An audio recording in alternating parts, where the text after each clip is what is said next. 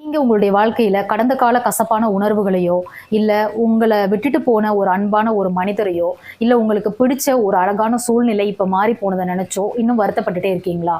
இப்போ வரைக்கும் அதையே மனசுல தூக்கி சுமந்துகிட்டே இருக்கீங்களா? தேவையில்லாத வெறுப்புகள தூக்கி சுமக்கிறீங்க அப்படின்னா, உங்களுக்கு ஒரு சின்ன கதை சொல்றேன். ராகவ்ன்னு ஒருத்தர், இவர் வந்துட்டு ஒரு பெரிய கம்பெனியில நல்ல மேனேஜரா இருக்கிறாரு.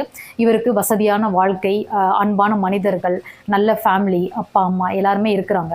பட் இவர் என்ன பண்றாரு அப்படின்னா, ஒரு 5 வருஷத்துக்கு முன்னாடி நடந்த ஒரு காதல் தோல்விய இன்னமும் அவர் மனசுல தூக்கி சுமந்துட்டே இருக்கிறாரு.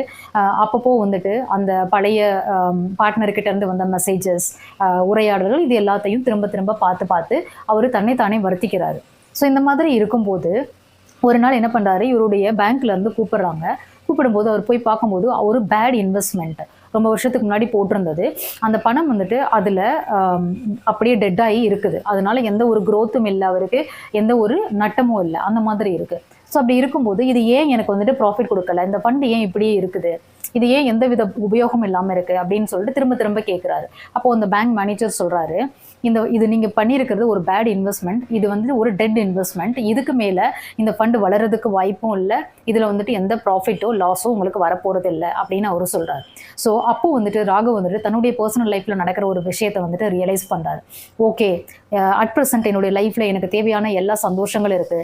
நல்ல ஆப்பர்ச்சுனிட்டிஸ் என்ன தேடி வருது. அன்பான மனிதர்கள் என்ன தேடி வர்றாங்க. ஆனா, அது எல்லாத்தையும் விட்டுட்டு, நான் இந்த டெட் இன்வெஸ்ட்மென்ட் மாதிரி என்னுடைய லைஃப்ல முடிஞ்சு போன ஒரு விஷயத்த இன்னமும் அதுக்கு உயிர் கொடுத்து நான் வாழ்ந்துட்டு இருக்கிறேன். ஸோ, என்னுடைய லைஃப்ப நான் ஸ்பாயில் பண்ணிட்டு இருக்கேன் அப்படின்னு ரியலைஸ் பண்றாரு. அதே மாதிரி தான் நீங்களும் இப்போ இந்த பிரசன்ட்ல லைஃப்ல உங்களுக்கு எத்தனையோ அருமையான வாய்ப்புகள் இந்த பிரபஞ்சம் கொடுத்துருக்கு. நல்ல மனிதர்கள் உங்கள தேடி வர்றாங்க. உங்கள சுத்தி எத்தனையோ அன்பான மனிதர்கள் இருக்கிறாங்க.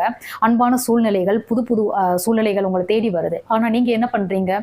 கடந்த காலத்துல யாரோ ஒருத்தர் உங்கள திட்டிட்டாங்கன்ற அந்த கசப்பான உணர்வை இன்னமும் தூக்கி சுமக்கிறீங்க. யாரோ ஒருத்தர் உங்களை விட்டுட்டு போயிட்டாரு, உங்களுக்கு அன்பான ஒருத்தர் உங்களை விட்டுட்டு போயிட்டாருன்னா அதையே நினைச்சு நினைச்சு கரண்ட்ல உங்க லைஃப்ல கிடைக்கிற அந்த அன்பை நீங்க மிஸ் பண்றீங்க. எதிர்காலம்ன்ற ஒரு நல்ல இன்வெஸ்ட்மெண்ட்டை, ஒரு கேபிட்டலை நீங்க உங்களுடைய லைஃப்ல மிஸ் பண்ணிட்டு இருக்கீங்க இப்ப.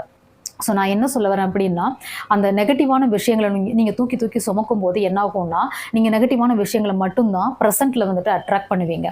ஸோ தயவு செஞ்சு உங்க மனசுல இந்த மாதிரி நெகட்டிவான விஷயங்கள் இருக்குதுன்னா அது எல்லாத்தையும் தூக்கி எறியுங்க.